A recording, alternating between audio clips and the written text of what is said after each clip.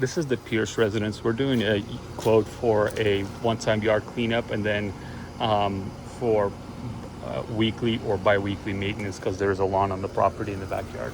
So the cleanup is going to include pulling out and cutting back all of the large weeds, and then volunteers like that. Trimming the shrubbery.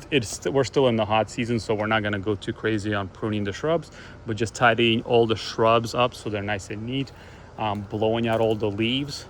Any weeds that are below 2 inches tall, we're gonna spray them with the weed killer. The rest will either string trim or pull, depending on if there's rocks around or not. The lawn here for the recurring maintenance, we are going to provide an option to treat there's purple nutsedge, and there's some kalinga in here as well, and clover. Let's see, clover, and there's the kalinga right here that we need to treat as well. So we'll offer that package for the recurring maintenance.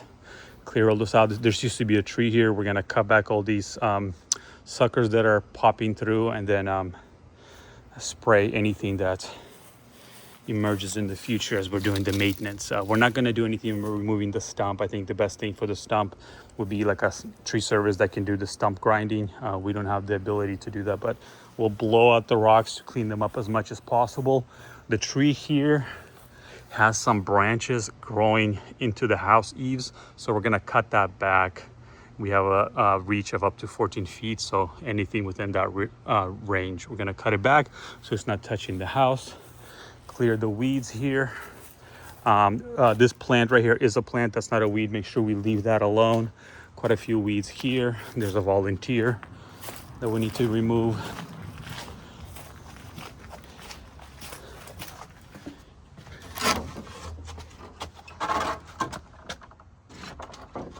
Okay, and then moving on to the front yard, some shrubs that need to be shaped up.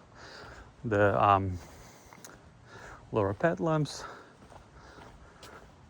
The hydrangea, we're gonna leave it alone for now. Just maybe tidy up this azalea a little bit away from the house, clean up the top, not too heavy because it's so not too much pruning because it's so hot. This looks okay. We could leave this alone. The crepe myrtle, remove the suckers. This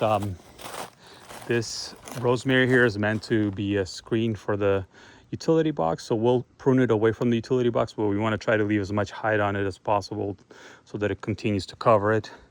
There's a lot of Bermuda in here, so Bermuda, we can't pull it out, but we are going to spray with the weed killer, so that will eventually all die out. Okay, and we'll kind of go as far to the property line as we can to make sure keep it from coming back in, to kind of have a good barrier.